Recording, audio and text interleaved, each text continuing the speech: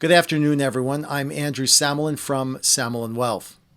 And you have all no doubt been exposed to what is happening in Washington, D.C., the tariff discussions and their effects on the markets. Watching these shifts and these updates and these responses can all get us a bit whipsawed, and wanted to give you some historical perspective of what the potential outcomes could be going forward.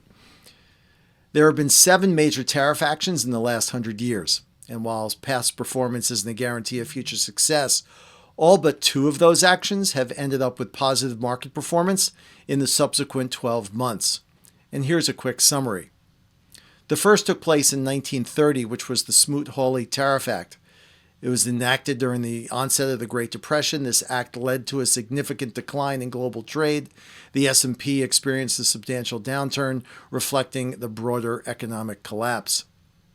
The second in 1962, which was the Trade Expansion Act. This act granted the president authority to negotiate tariff reductions, which was aimed to promote trade. The S&P showed positive performance in that subsequent year. 1974, the Trade Act of 1974, implemented during the oil crisis and high inflation, the S&P faced a downturn in the following 12 months. 1988, the Omnibus Foreign Trade and Competitiveness Act. Say that 10 times fast. This tariff act addressed trade imbalances and coincided with a period of economic expansion. The S&P recorded gains in the subsequent year. 2002, U.S. steel tariffs.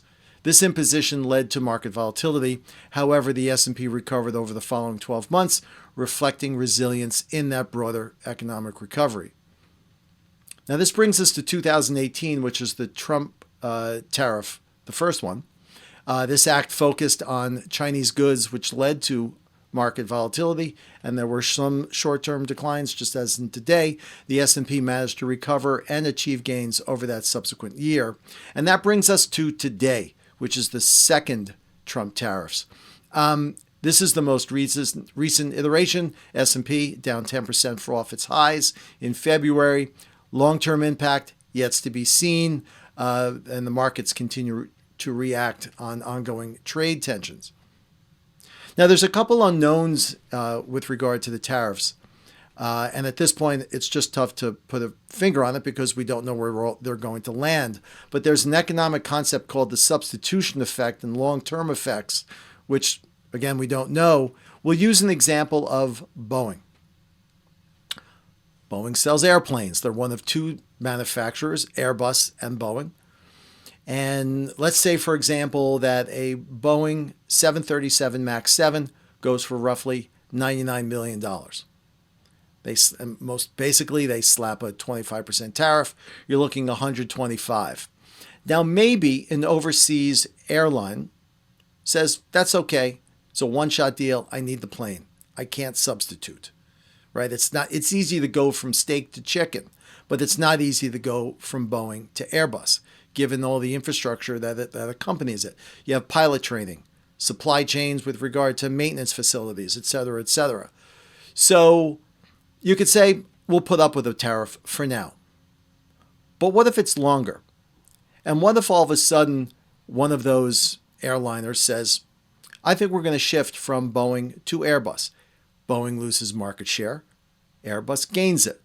So not only is it the one sale that doesn't take place, now you have an entire platform being moved over, and I'd imagine, again, not being an airline expert, but I'd imagine it's going to be a multi-year loss for Boeing.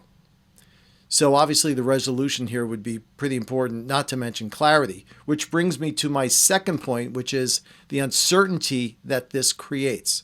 So it blankets not only the markets, but it throughout business decisions up and down staffing and supply chains and manufacturing facilities. Little subsection there. What is the end game here? Is it tax revenue? Is it job creation?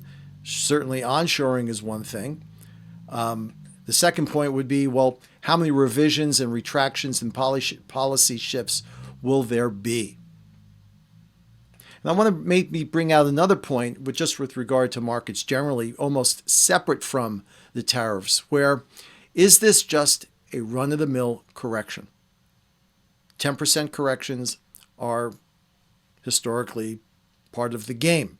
We have bigger corrections that happen a little less infrequently, but 10% corrections happen every year, maybe twice a year. And after a really great 2023 and 2024, showing 25% gains almost each year, is this correction overdue? But you have questions about this, and it certainly rattles everyone's financial cages for sure. So click the link for a one-on-one review, and we'll schedule some time and just review this and all other topics or anything you want to review.